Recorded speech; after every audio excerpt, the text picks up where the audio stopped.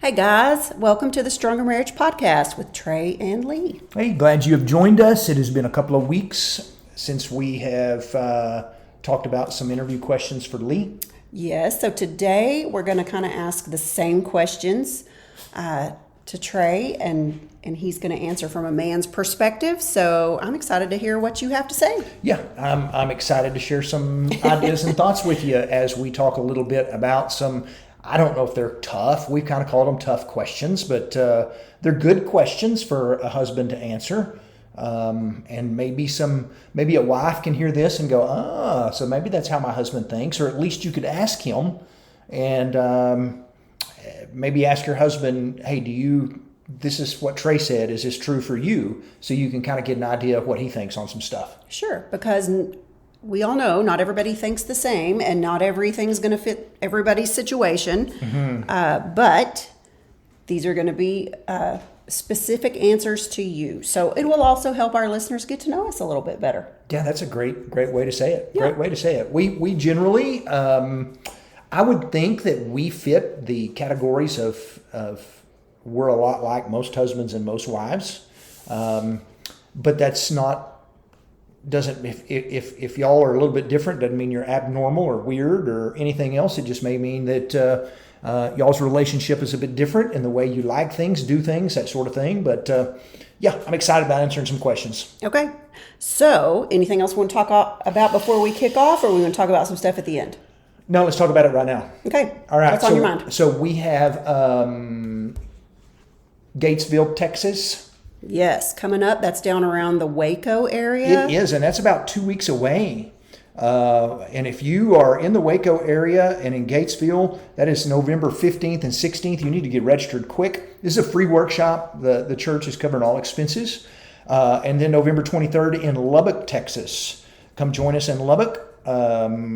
We'll be there. Yeah, we're excited about that. One day here workshop. in our own backyard. In our own backyard. So, yeah. All right. So now Okay. take off. All right. All right. So you asked me last week, what are some ways to balance being both a mother and a wife? So let's turn the tables. What are some ways to balance being both a father and a husband? All right, that's a good question. If you're in a family and you have kids, then that is definitely going to have to be a balancing act where you learn to wear both the husband hat and the father hat, and you can't neglect one of those two. Both of those have got to be an important part of who you are as a dad. And I think as you and I were young parents. We both, we married young, we started having kids quickly. I think we always laughed that we said we're going to wait 5 years to have kids, and 5 months later we found out we were expecting. Yeah. And so we were very young. And so I think for us personally, it took a little time, and it took a little time for me to learn to balance the father-husband thing. And so I would think if you're a new dad and a new husband, and this is all pretty new to you, be patient for a little while and just give yourself a little grace to kind of figure out how to best do this, because nobody ever becomes a dad and all of a sudden has everything lined out and it rolls really smooth and works really perfect. It just takes a little while to figure things out, how to balance things and everything else, when to put on the dad hat and when to have on the husband hat. And both of those are very important. One of the things I think I did that really blessed me was I was willing to ask you and listen to you on how am I doing on this. And how am I doing on being a husband? How am I doing on being a dad? And I think when you can ask your spouse and listen to them, and maybe take it as constructive learning and not just criticism. Your spouse may go, hey, I really could use you to be a dad a little bit more and help with the kids at bedtime. Don't take that as a bad thing. Take that as hey, my wife needs my help, and I'll put that dad hat on. Maybe your wife is going to go, hey, I need you to, you coach Little League, you coach T-ball, you coach this, and you coach this. I really would love for you to take me on a date. Mm-hmm. And so maybe one of the best things you can do is just ask your spouse and ask your wife, how am I doing on balancing being both a husband and a father, and what could I do in your eyes that might be a little bit different? And then take seriously what they say. From the standpoint of not being so, I'm not going to take this as criticism. I ask and I want to know. And then I always think that moms naturally gravitate. Let me rephrase that. Women are mamas. God made them to be a mama and to love those kids. And I think it's easier for women to take off that wife hat and put on the mama hat and forget to put the wife hat back on than it is for husbands to do that. I just think mamas are mamas, and the mamas love them kids. And this may be a little bit easier for dads, but dads, let me say this out there. I think you can help by asking your wife, what can I do to help you as around the house as a dad? What is on your plate as a mama that I could do to take a little bit of pressure off of you? Now, again, you may be in a family where dad's the guy that does all the cooking, the house cleaning, the everything else. But for us, we kind of had those traditional roles. And so when I could walk in the door and say, honey, and I might not just notice those things, but I could say, honey, what is it that I could do to help you?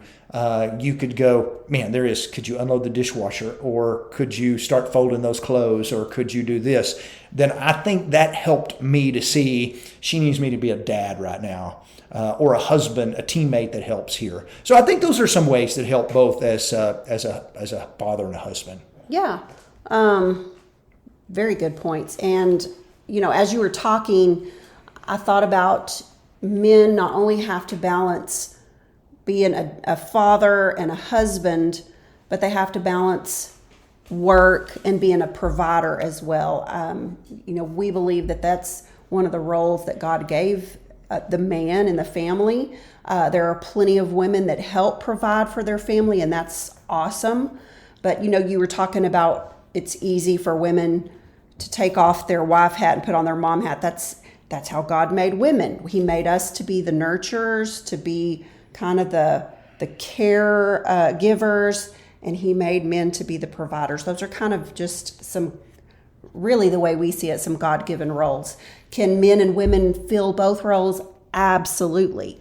Mm-hmm. But, men have a lot of pressure. They maybe put on themselves to be a good provider for the family. And as women, we want to recognize that we recognize that y'all want to be good providers, that you want to be good husbands, that you want to be good fathers. And so there's a lot to balance there.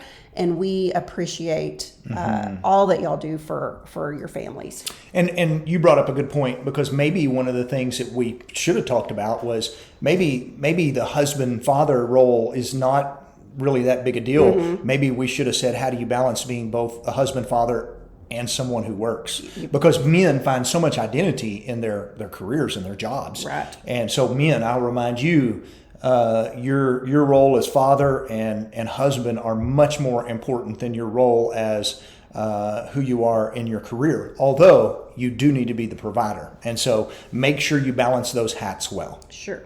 That's a good point. It's a big balancing act for men and women. Yes, it is. Okay, so what are 3 things that you've learned from 36 years of marriage? There has lots of stuff that I have learned. I've learned a lot of stuff about me. I've learned a lot of stuff about you. I've learned a lot of things what not to do.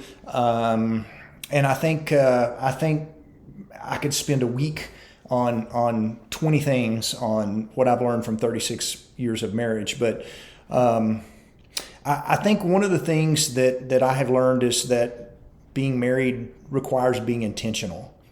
Being a husband and a father requires being intentional. It's not just, hey, that's something I do on the side. Mm-hmm. I have to be intentional. If I want to be good at anything, I have to be intentional at it. If I want to be a good runner, I have to be intentional. If I want to get my body into shape, I have to be intentional about it. If I want to be good at the work that I do, whatever my career is, I've got to be intentional. If I want to be a good husband, father, if I want to have a good marriage, it requires being intentional. And I think I'm going to mention at the end this, and so I don't want to get off on it too much. But I think men don't do this very well. I think we just kind of see marriage as hey, I'm faithful to my wife, and I'm proud of that, and that is awesome. But being married is much more than just being faithful. It is seeing your marriage as a priority, and that means being intentional. That means I'm going to take my wife on a date, and I'm going to hold her hand, and I'm going to read a marriage book with her or listen to a marriage podcast. I'm going to do that extra work, if you want to put it that extra learning, so that I can be a better husband and a better father. And then I think one of the main things I've learned is that even in our marriage, and I know people look at our marriage and goes, boy, they've got it figured out. You and I have had a lot of ups and downs and peaks and valleys. We've had times where we've struggled. We've had times where we've been frustrated with each other. But man, I am glad we've stuck with it. I'm glad we didn't bail out, because we're in some really good times in marriage because we stuck through some hard times. And some of those hard times, there's couples that bail out when the first little bump in the road. And marriage is for better and for worse. And there is going to be worse. But if you bail out during the worse all the time, then the better might be right around the corner. Mm-hmm. And so I'm just thankful I've stuck with it, because 36 years in, every year it just keeps getting better and better and better and better. And I think that's the way God designed marriage.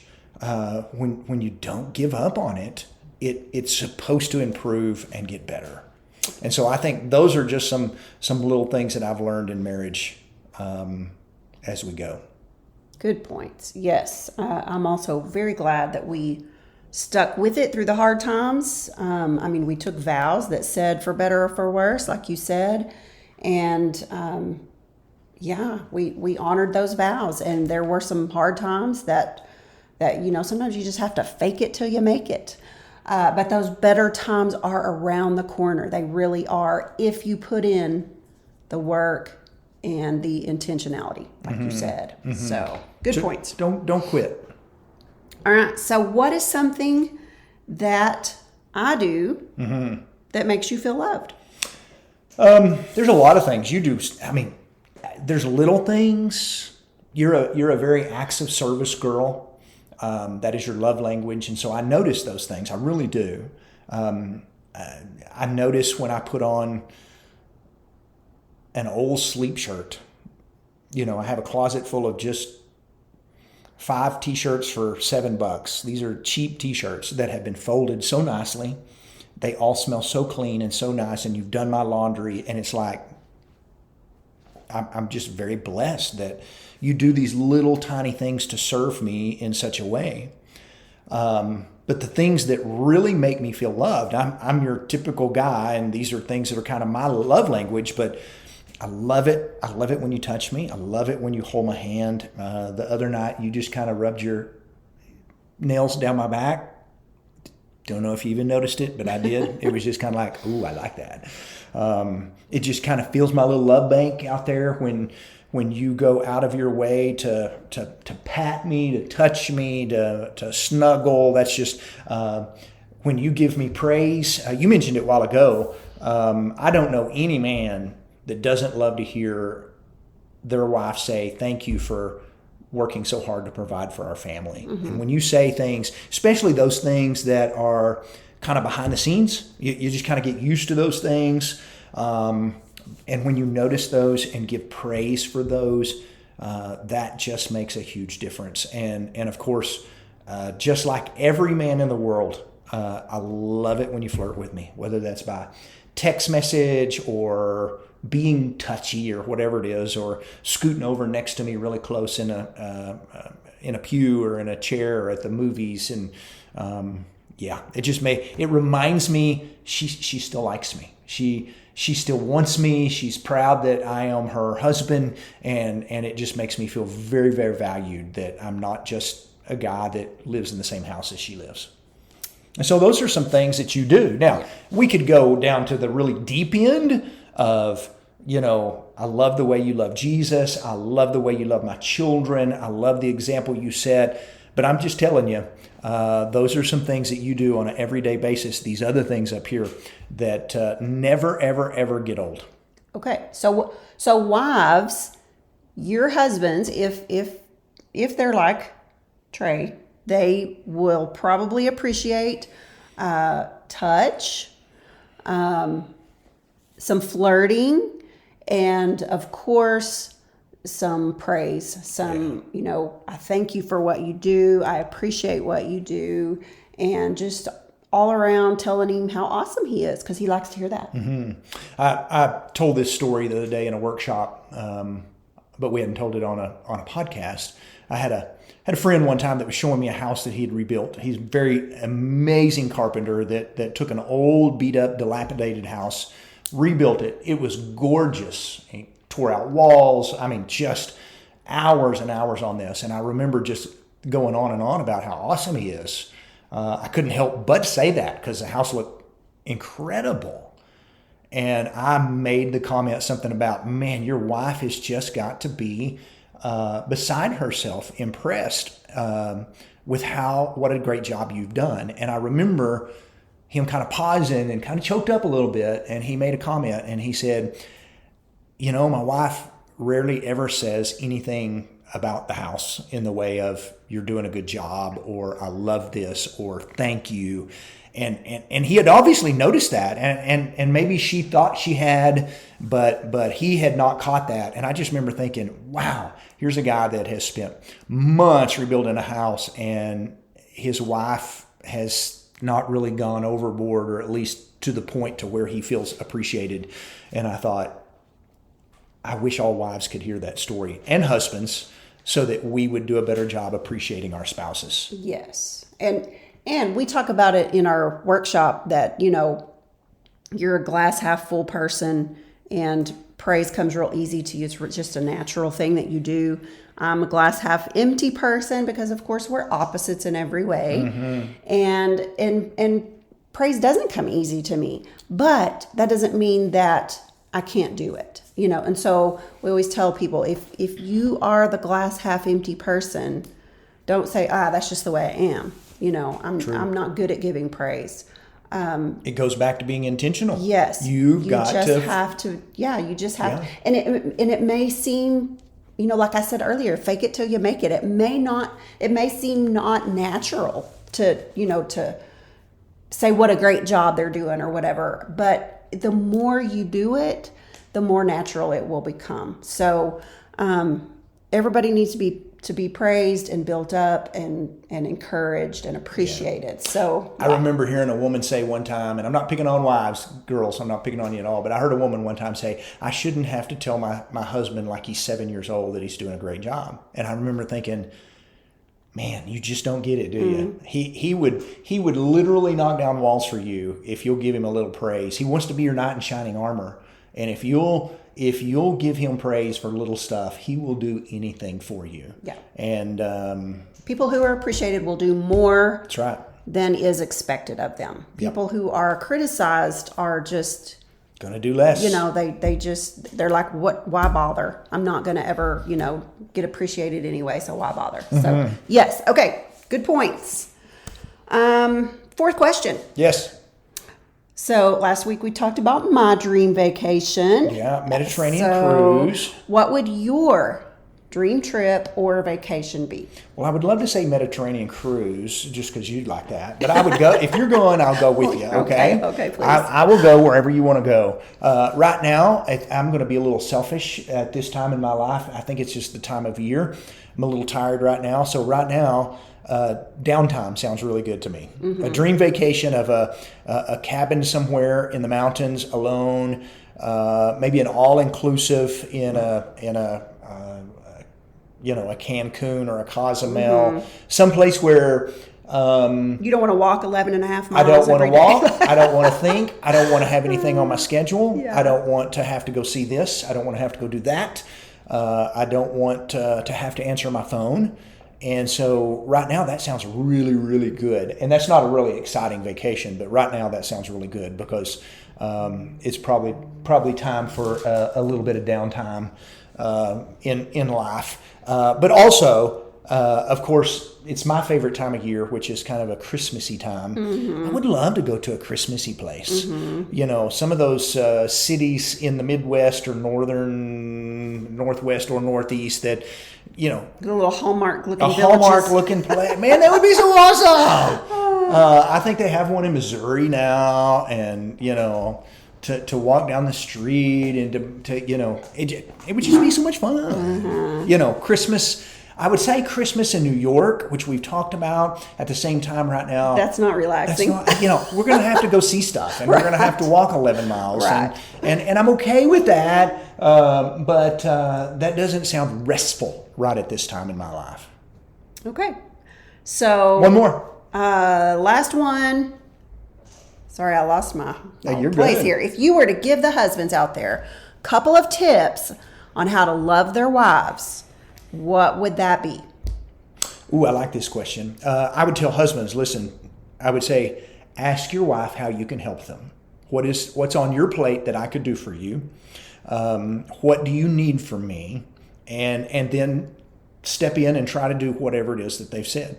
That would be the first thing, because your wife is probably exhausted and tired and worn out. And when you can take things off of her plate, it will make her life a little better and a little easier, and it will make your marriage a little bit better. Second thing, I would say pursue them.